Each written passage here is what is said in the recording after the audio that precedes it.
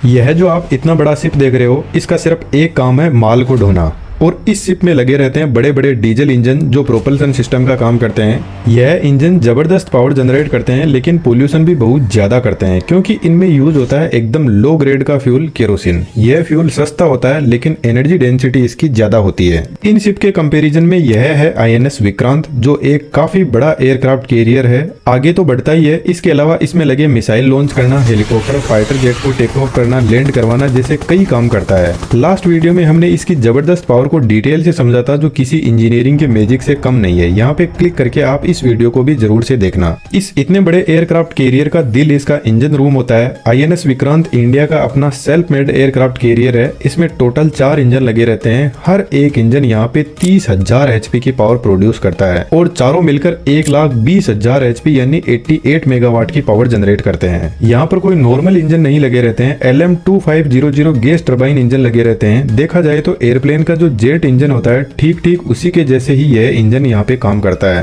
अब Indian army का इस इंजन को सिलेक्ट करने के पीछे एक बड़ा रीजन है। इन टरबाइन इंजन को रेगुलर मेंटेनेंस की जरूरत पड़ती है और जब शिप सर्विस पे जाता है तो इंजन की सर्विस के लिए शिप की ऊपर की डेक को खोलकर इंजन को बाहर निकालना पड़ता है, जो काफी कॉम्प्लेक्स और टाइम टेकिंग प्रोसेस होती है। लेकिन LM2500 गैस टरबाइन इंजन को ऑन साइट पे ही मेंटेन किया जा सकता है। और सबसे अच्छी बात, यहाँ पर 4 इंजन लगे रहते हैं, तो किसी एक इंजन पर मेंटेनेंस का काम चलता रहेगा और बाकी के 3 इंजन वर्किंग कंडीशन में रहेंगे।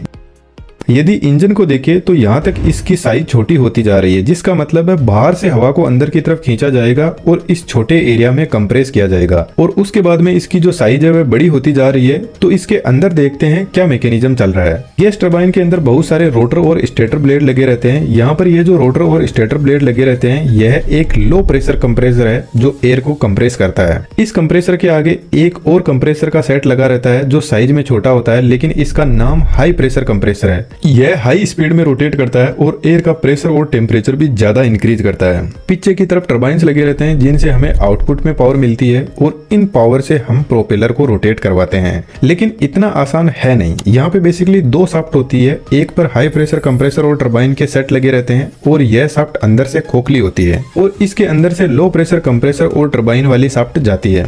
इस टाइप के डिजाइन को 2 स्पूल डिजाइन बोलते हैं। दोनों शाफ्ट एक दूसरे से इंडिपेंडेंट होती है और अपनी अलग अलग स्पीड में रोटेट करती है। यह जो लो प्रेशर कंप्रेसर है, यह 7 स्टेज कंप्रेसर है। एक रोटर और एक स्टेटर ब्लेड मिलकर एक स्टेज कंप्लीट होती है। जो रोटर ब्लेड होती है वह शाफ्ट पर सेट होती है और शाफ्ट के साथ में रोटेट करती है और स्टेटर ब्लेड इसकी बॉडी पर सेट होती है और यह फिक्स होती है। ठीक इसी तरीके से शाफ्ट पर इधर की तरफ लो प्रेशर टरबाइन लगा रहता है और यहाँ पर भी स्टेटर और रोटर ब्लेड के सेट होते हैं। जब टरबाइन रोटेट करेगा तो कंप्रेसर भी रोटेट करेगा और कंप्रेसर बाहर से हवा को अंदर की तरफ खींचने लगेगा। यहाँ पर स्टेटर और rotor blade airfoil principle पर बने होते हैं। सबसे पहले एयर स्टेटर ब्लेड से स्ट्राइक करती है। जैसे जैसे एयर आगे बढ़ती है तो यहाँ पर एरिया बढ़ता जा रहा है, जिसकी वजह से एयर की वेलोसिटी थोड़ी कम होती जाएगी और हवा की कुछ काइनेटिक एनर्जी प्रेशर एनर्जी में बदल जाएगी। हवा यहाँ से रोटर ब्लेड पर पहुंचती है। रोटर ब्लेड भी ठीक ऐसे ही हवा की वेलोसिटी को कम करेगी और यहाँ पर भी हवा की काइनेटिक एनर्जी थोड़ी प्रेशर एनर्जी में बदल जाएगी। लेकिन रोटर ब्लेड हाई स्पीड में रोटेट करते हैं तो यह प्रेशर तो इंक्रीज करते ही है, साथ में इसकी स्पीड भी इंक्रीज कर देंगे। इस तरीके से कंप्रेसर की हर स्टेज में एयर का प्रेशर और वेलोसिटी बढ़ती जाएगी। लो प्रेशर कंप्रेसर के जो स्टेटर ब्लेड होते हैं उनको एडजस्ट किया जा सकता है। जब ब्लेड एडजस्ट होते हैं तो कंप्रेसर और ज्यादा हवा बाहर से अंदर की तरफ खींचेगा और इंजन अपनी पावर को इन ब्लेड के एडजस्टमेंट के साथ में कम या ज्यादा कर सकता है।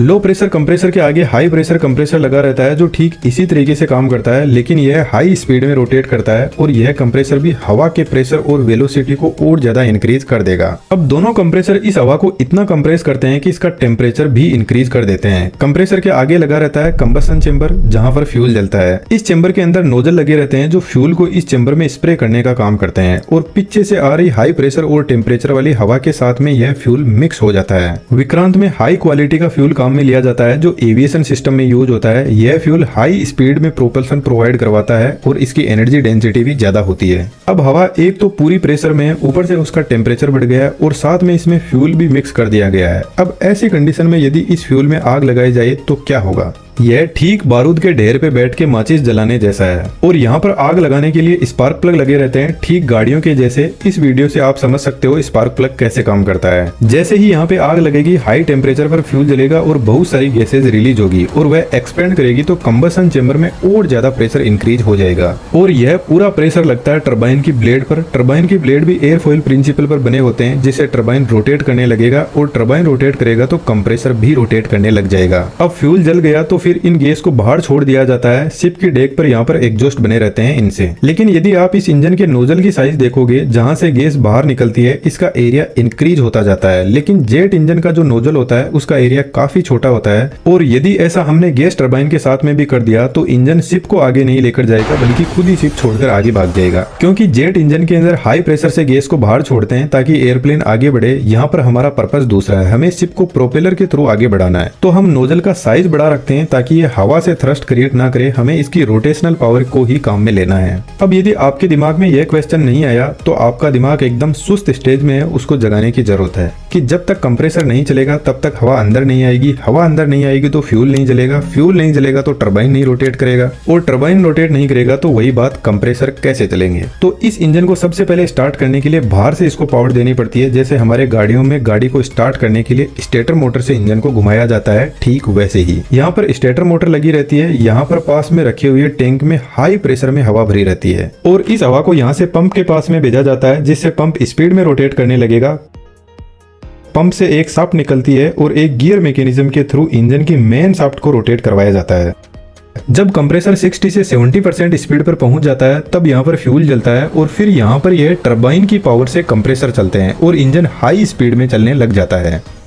इंजन जब स्टार्ट हो जाता है तो लो प्रेशर टरबाइन की जो शाफ्ट होती है उसको बाहर निकाला जाता है प्रोपेलर को घुमाने के लिए। लेकिन डायरेक्ट हम प्रोपेलर को पावर नहीं दे सकते क्योंकि इंजन बहुत ज्यादा हाई स्पीड में रोटेट कर रहा है। इसकी स्पीड 10,000 आरपीएम तक होती है या इससे भी ज्यादा हो सकती है। तो यहाँ पर एक बड़ा गियर बॉक्स लगाया जाता है और इस गियर बॉक्स में दो इंजन को एक साथ में सेट किया जाता है और एक कॉमन शाफ्ट को बाहर निकाला जाता है, जहाँ पर दो इंजन मिलकर एक प्रोपेलर को घुमाते हैं। इस सिस्टम को कंबाइंड प्रोपल्सन सिस्टम कहते हैं। अब यहाँ पर जो गियर बॉक्स है इससे दो और शाफ्ट बाहर निकलती है जिन पर इलेक्ट्रिक जनरेटर को लगाया जाता है पूरे शिप में इलेक्ट्रिसिटी की सप्लाई के लिए। अब आपको गजब की बात बताता हूँ, विक्रांत का इन 4 इलेक्ट्रिक जनरेटर से काम चलता नहीं है, इसमें 4 और जनरेटर लगे रहते हैं। अब वह कहाँ पर लगे रहते हैं उसके बारे में हमें नहीं पता है और इन 4 का भी हमें एग्जैक्टली नहीं बता सकते कि ये यहीं पर लगे हुए हैं, क्योंकि इतनी डिटेल्ड इन्फॉर्मेशन शेयर नहीं की जाती है। शिप की जो शाफ्ट होती है ये काफी ज्यादा लंबी होती है, यहाँ पर आप देख सकते हो, और यह शाफ्ट जितनी ज्यादा लंबी होती है उतना ही यह ज्यादा वाइब्रेशन क्रिएट करती है। तो फिर इसको बेरिंग्स का पूरा प्रॉपर सपोर्ट दिया जाता है। शिप के जो प्रोपेलर ब्लेड होते हैं ये फिक्स्ड पिच प्रोपेलर होते हैं, जिसका मतलब है प्रोपेलर अपने ब्लेड के एंगल को एडजस्ट नहीं कर सकते। लेकिन कुछ शिप के अंदर प्रोपेलर अपने ब्लेड के एंगल को एडजस्ट कर सकते हैं और शायद यहाँ पे ऐसा इसलिए नहीं किया गया है क्योंकि हमारा इंजन हमें काफी फ्लेक्सिबिलिटी प्रोवाइड करवाता है, तो हमें अलग से सिस्टम को कॉम्प्लेक्स बनाने की जरूरत नहीं है। इन प्रोपेलर के जस्ट पीछे रडर लगा रहता है जो इस पूरे एयरक्राफ्ट कैरियर को टर्न करवाने का काम करता है। यह एक तरीके से इस एयरक्राफ्ट कैरियर का स्टीयरिंग है